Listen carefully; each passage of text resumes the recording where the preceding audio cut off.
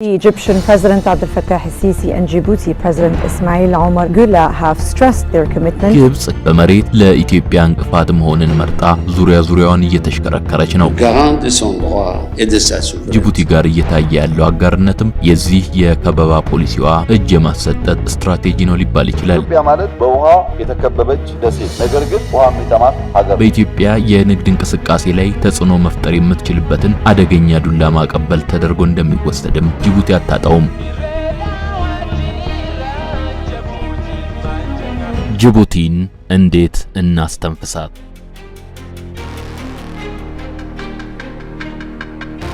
አሁን ባለው የአፍሪካ ቀንድ ቀጠናዊ ኃይል ሰልፍ ውስጥ የኤርትራን ያህል ለኢትዮጵያ አደጋ መሆንን የወደደች ሀገር ብትኖር ጅቡቲ ናት ቢባል ግነት የለውም።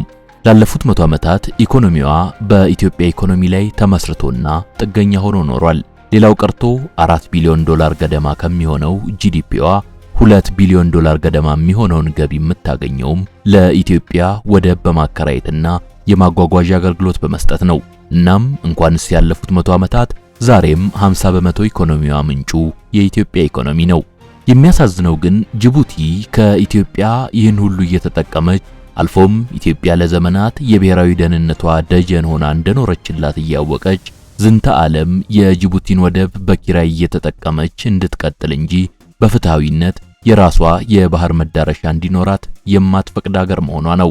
ኢትዮጵያ ለቀይ ባህር በቅርብ ርቀት ላይ ያለች ሀገር አልፎም በቀጠናውም የራሷ ብሔራዊ ፍላጎት ያላት ሀገር እንደመሆኗ መጠን ከሩቅ ለመጡ ባዕዳን ሀገራት እንደ አምባሻ ሸንሽና ከምታድለው መሬት መሃል ጥቂት እንኳን ለመስጠት በእጅጉ በስስት የተጠቃች ሀገር መሆኗ አስደንጋጭ ነው።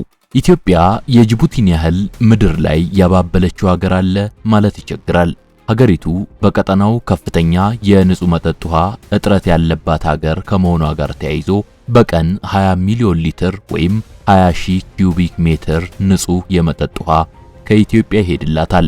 በአሁኑ ወቅትም ኢትዮጵያ የጅቡቲን የንጹህ መጠጥ ውሃ ደህንነትና አቅርቦት አስተማማኝ ለማድረግ የውሃ መጠኑን በቀን ወደ 100 ሚሊዮን ሊትር ከፍ ለማድረግ እየተጋች ነው።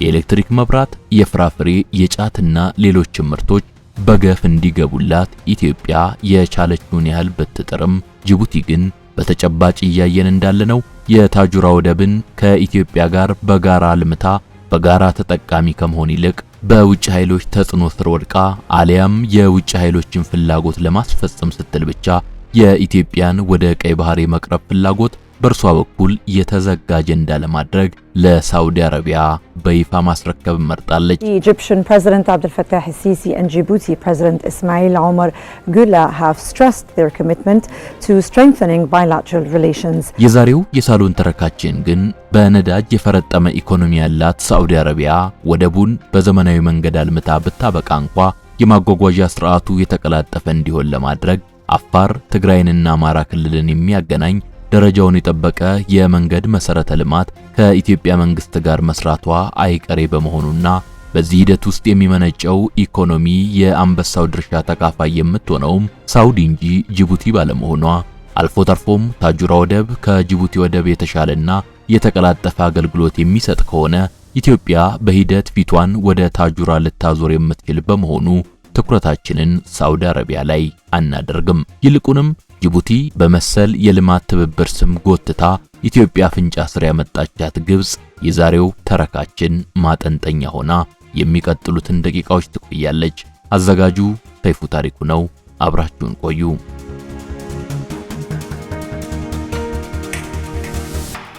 ግብጽ ከጊዜ ከጅቡቲ ጋር እያደረገች ያለው ጥብቅና ጥልቅ ሊባል የሚችል ግንኙነት ቀይ ባህርንም ሆነ አፍሪካ ቀንድን የተመለከተው ጂኦፖለቲካዊ ስትራቴጂዋ ስር እየሰደደ ለመሆኑ አመላካች ነው።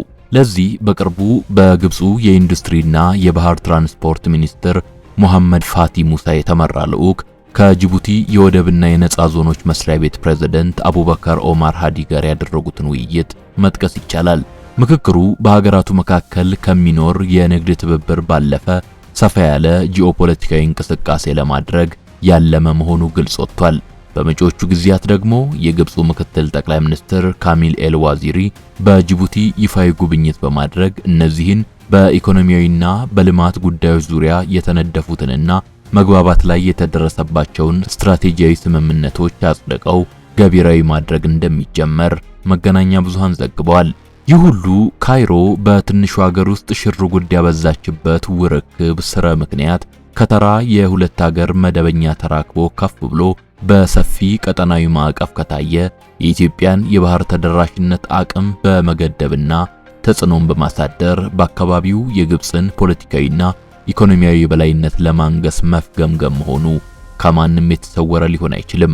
ግብፅ ወደ ጅቡቲ ጉያ ሰተት ብላ እንድትገባ መግቢያ ተደርጎ የተጠቀሰው ጉዳይም ቢሆን ካይሮ በሚጢጢዋ ሀገር ለመተግበር ያቀደቻቸው ፕሮጀክቶች ምን ያህል ኢኮኖሚያዊ ኢንቨስትመንትን ከጂኦፖለቲካዊ ፍላጎት ጋር አጃምሎ በተጠና ሁኔታ የሚከናወን መሆኑን አመላካች ነው። የኢኮኖሚ ፕሮጀክቶቹም ከሶላር የኤሌክትሪክ ኃይል ማመንጨትን፣ 10 ሄክታር የሚደርስ የሎጂስቲክ ዞን ማቋቋምን እንዲሁም ሌሎች አዳዲስ የኮንቴነር ተርሚናል ልማቶችን ማከናወን ስለመሆናቸው ተገልጿል። እነኚህ ሁሉ በአንድ ላይ ሲጨመቁ ግብፅ በአሁኑ ሰዓት ለኢትዮጵያ ዓለም አቀፍ ንግድ መተላለፊያ በሆነችው ጅቡቲ ውስጥ ግዙፍ የወደብና የሎጂስቲክ መገልገያዎችን ለመገንባት የኢንቨስትመንት እንቅስቃሴ ውስጥ እየገባች መሆኑን ያስረዳናል። በሌላ አነጋገር ግብፅ ከሞላ ጎደል ሁሉንም የኢትዮጵያ የውጭ ንግድ በሚያስተናግደው መስመር ውስጥ በመግባት በአዲስ አበባ ላይ ቀጥተኛ ያልሆነ ዳሩ ግን ቀላል የማይባል ተጽዕኖ ለማሳደር ጅቡቲን እየደለለች ነው እንደማለት ነው። ካይሮ የተለመደውን የሀገራት ኢኮኖሚያዊ ትብብርን እንደ ስትራቴጂያዊ መስፋፊያ ዘዴ በመጠቀም ኢትዮጵያ ወደ ቀይ ባህር እንዳትደርስ ለማፈን ብዙ ርቀት እየተጓዘች ነው የሚያስብለውም እንዲህ ያለው በባሌም በመቀሌም ቢታሰብ ሌላ ትርጉም ሊገኝለት የማይችለው አካሄዷ ነው። ይህ ተግባር ግብፅ የታላቁ የኢትዮጵያ ህዳሴ ግድብ ግንባታ ከተጀመረበት ጊዜ አንስቶ በኢትዮጵያ ላይ የተከተለችውን የተጠና የውጭ ጉዳይ ስትራቴጂዋ በግድቡ መጠናቀቅ ምክንያት አፈር መብላቱን ተከትሎ የያዘችው ፍርሃት ወለድ መራር ፖሊሲ ውጤት ነው ሊባል ይችላል።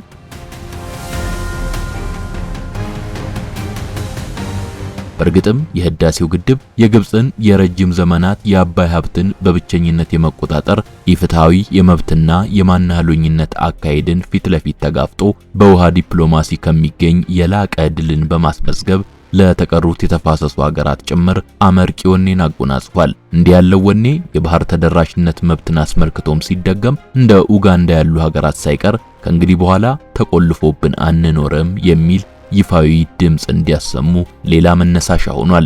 እናም አሁን ላይ የሚታየው የካይሮ በአፍሪካ ቀንድ ኢትዮጵያን ወደ ባህር እንዳትደርስ ጎረቤቶቿን ተጠቅሞ የማፈን ገቢራዊ እንቅስቃሴና እርምጃም ይህንን የኢትዮጵያ አውርቶ ያለ መቅረት ወኔና ቁርጠኝነትን ከመረዳት የመነጨ ይመስላል።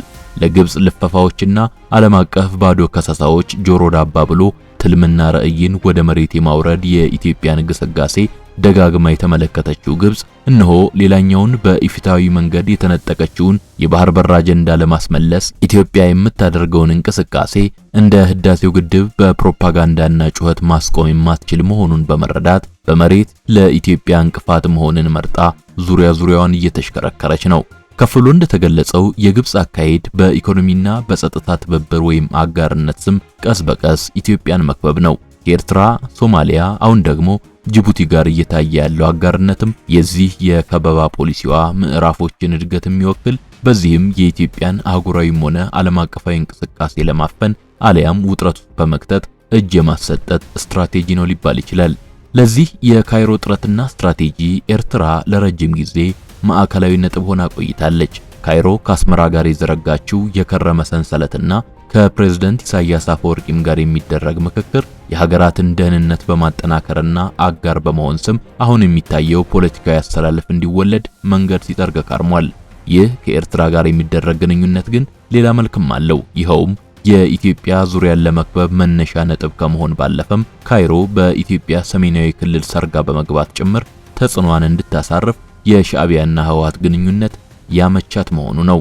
ግብፅ በተጨማሪም በኢትዮጵያና በሶማሊላንድ መካከል ከዓመት በፊት የተደረገውን የመግባቢያ ስምምነት ተከትሎ ከሶማሊያ ጋር የተፈጠረውን ውጥረት ተጠቅማ ራሷን የሞቃዲሾ ሉዓላዊነት ጠባቂ አድርጋ ለመከሰት አፍታም አልፈጀባት። በሶማሊያ የግብፅ ወታደሮችን የማሰማራቱ ቅድም በፖለቲካ ገጽ የተገኘውን የጋራ ሰልፍ በተግባር ለመተርጎም ባለፉት 100 ዓመታት ያልተገኘ ወርቃማ ዕድል የሰጣት ይመስላል። ይህን በሶማሊያ የሄደችበትን ዘዴ አሁን ደግሞ በጅቡቲ ለመድገም እየተፍገመገመች ነው።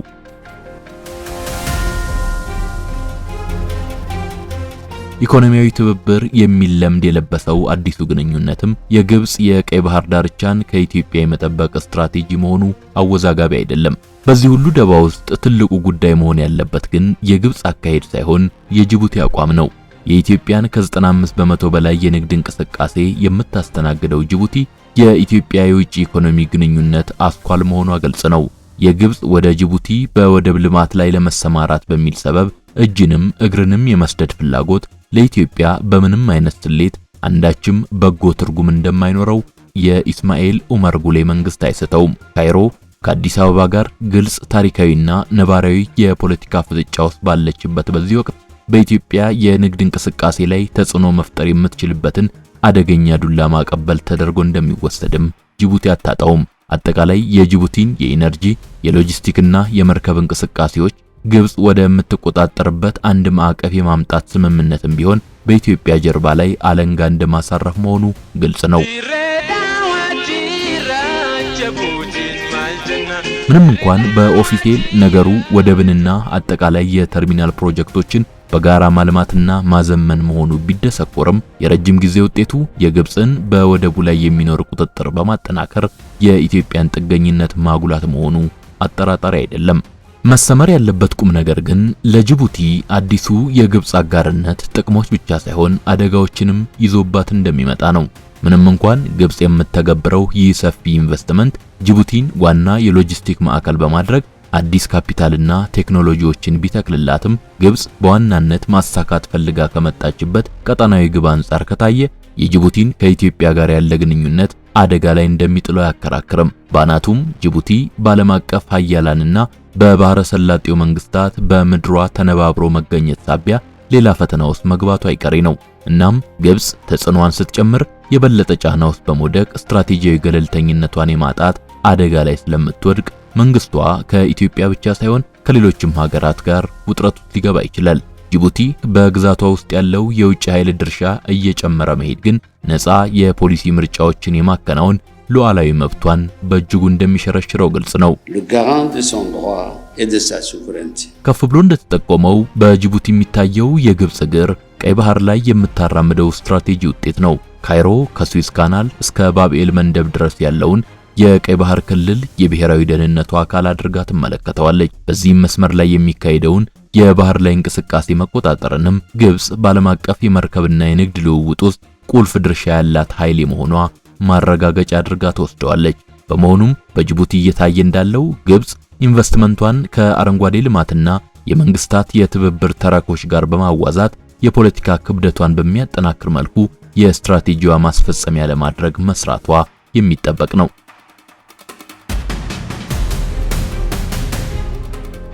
ስትራቴጂው ኢኮኖሚያዊ ትብብርን ከደህንነት ፍላጎቶች ጋር በማጣመር ግብጽ በርካታ ዓለም አቀፍና ቀጠናዊ ኃይሎች ተጽዕኖ ለመፍጠር በሚፎካከሩበት ኮሪደር ላይ ያላትን መገኘት ወይም ፕሬዘንስ እንድታጠናክርም ይረዳታል።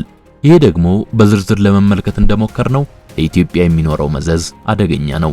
እናም ነገሩን ሁሉ የአንድን አቋም ተገቢነት በእጅጉ አጠንክሮት እናገኘዋለን።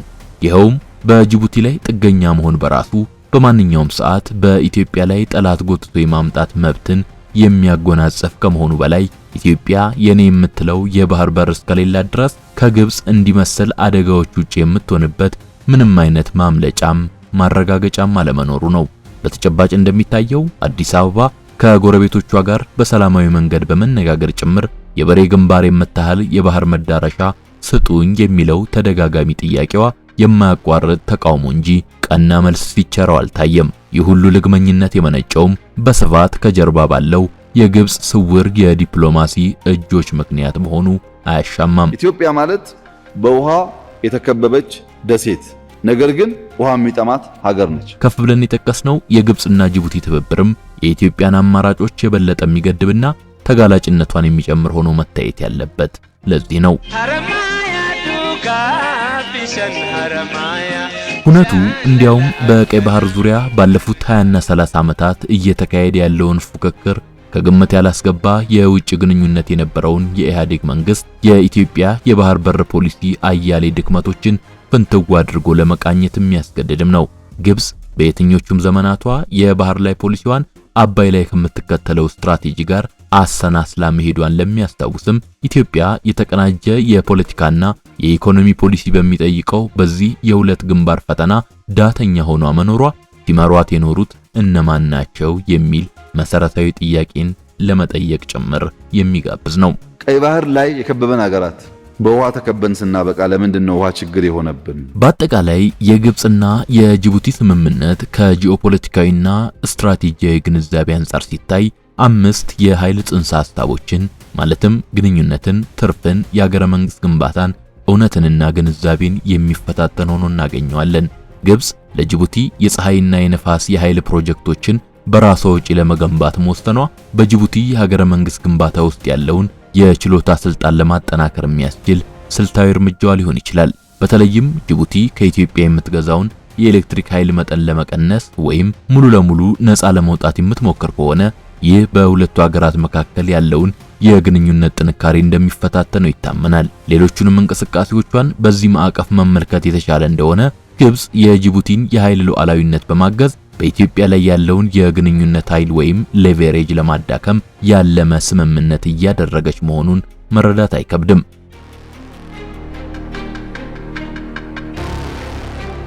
በዓለም አቀፍ ግንኙነት ውስጥ ስጦታ በጭራሽ በነፃ የማይመጣና ሁልጊዜም የተጽዕኖ ዋጋ ያለው መሆኑን መረዳት ይገባል። ከዚህ አንጻር ግብጽ ጅቡቲ ላይ ያገኘችው የኃይል ሉዓላዊነት ኢትዮጵያ በቀጠናው ያላትን ኢኮኖሚያዊና ጂኦፖለቲካዊ አቋም እንድትመረምርና አጠናክራ መግፋት የሚገባትንም እንድትገፋ መግፊያ ይሆናታል። በዚህ ረገድ ታዲያ ግብጽ በጅቡቲ ያደረገችው እንቅስቃሴ በኢትዮጵያ በኩል ሁለት ዋና ምላሾችን ይጠይቃል። የመጀመሪያው የሎጂስቲክና የወደብ አማራጮችን የተመለከተ ሲሆን ሁለተኛው ደግሞ በኃይል ሉዓላዊነትና ቀጠናዊ ደህንነት ላይ የሚያተኩር ነው። የሎጂስቲክስ ጥገኝነትን መቀነስ ትልቅ ጂኦፖለቲካዊ ትርፍ አለው። የኢትዮጵያ የወጪና ገቢ ንግድ ከ90% በላይ በጅቡቲ ላይ መመስረቱ ለደህንነት ስጋቱ አብይ ምክንያት ነው። ግብጽ በዶራሌ አካባቢ የሎጂስቲክ ዞን ማግኘቷን ተከትሎም ኢትዮጵያ የባህር በር ማግኘት የሚለው ጥረቷ እስኪሳካ ድረስም ቢሆን የንግድ መስመሯን ማብዛት ወሳኝ ነው። ለዚህ ደግሞ የሶማሊላንዱን በርበራ ወደብ የመጠቀም ስምምነትን በሙሉ አቅም ወደ ተግባር መለወጥና ወደ ወደቡ የሚወስዱ የመንገድና የሎጂስቲክስ መሰረተ ልማቶችን ማጠናቀቅ አንዱ መንገድ ነው። ይህ የጅቡቲን ጫና ከማቃለል ባሻገር በቀጠናዊ ዲፕሎማሲ ውስጥ የኢትዮጵያን የመደራደር አቅም ወይም ባርጌኒንግ ፓወር ያሳድጋል። በተጨማሪም ከኬንያ ጋር ያለውን ግንኙነት ማጠናከርና የላሙ ኮሪደርን እንደ ደቡባዊ አማራጭ መጠቀም ምንም እንኳን የሎጂስቲክስ ወጪን ከፍ ቢያደርግም የላሙ ሞምባሳ ወደብ ከደህንነት አንጻር አሁንም የኢትዮጵያ አማራጭ መሆኑ ግልጽ ነው። እነኚህን አካሄዶች በይፋ በመከተል በጂኦፖለቲካዊ ውጥረት ጊዜ ኢትዮጵያ በንግድ መታፈን እንደማትችል ለግብጽም ሆነ ለጅቡቲ ማሳየት ይገባል። ሌላው የኃይል ሉዓላዊነትን ማጠናከርን የሚመለከተው የሀገረ መንግስት ግንባታ ጉዳይ ነው። የግብጽ በጅቡቲ የፀሐይና ንፋስ ኃይል ማመንጫዎችን መገንባት ለጅቡቲ የኃይል አማራጮችን መስጠት ብቻ ሳይሆን በኢትዮጵያ ላይ ያለውን የኢኮኖሚያዊ ጥገኝነት ለመቀነስ ያለመ መሆኑን ከፍ ብለን ጠቁመናል። እናም በኢትዮጵያ በኩል የኃይል ኤክስፖርት ገበያን ማብዛትና ፕሮጀክቶችን ማፋጠን ተገቢ እርምጃ ሆኖ መምጣት ይኖርበታል። ከሱዳን፣ ኬንያ፣ ታንዛኒያና ሌሎችም የምስራቅ አፍሪካ ሀገራት ጋር ያለውን የኃይል ኤክስፖርት አውታር በማስፋፋትም ከጅቡቲ የሚመጣውን ኪሳራ ለማካካስና የኢትዮጵያን የኃይል ማመንጨት አቅም ወደ ቀጠናዊ የጋራ ትርፍ ምንጭነት ለማዘዋወር መስራት ያስፈልጋል። በተጨማሪም በሀገር ውስጥ ያለውን የኃይል አቅርቦት ጥራትና አቅም በማሳደግ ጠንካራ የሀገር ውስጥ ኢንዱስትሪና ፍላጎት እንዲፈጠር ማድረግና የውጭ ገበያ ላይ ያለውን ጥገኝነትም መቀነስ ይገባል። ከነኚህ ሁሉ እርምጃዎች ያልተናነሰ ግን ቀጠናዊ ደህንነትና ዲፕሎማሲን በተመለከተ በኢትዮጵያ በኩል የላቀ ስራ ማከናወን ወሳኝ መሆኑ ሊሰመርበት ይገባል። የግብጽ ከጅቡቲ ጋር የተደረሰ ስምምነት የጂኦፖለቲካዊ ግንዛቤን ለመለወጥ የሚደረግ ሙከራ መሆኑ ግልጽ ነው። በመሆኑም ምላሹ በዲፕሎማሲያዊ ብቃትና በአካባቢያዊ ግንኙነት መጠናከር መሆን ይኖርበታል።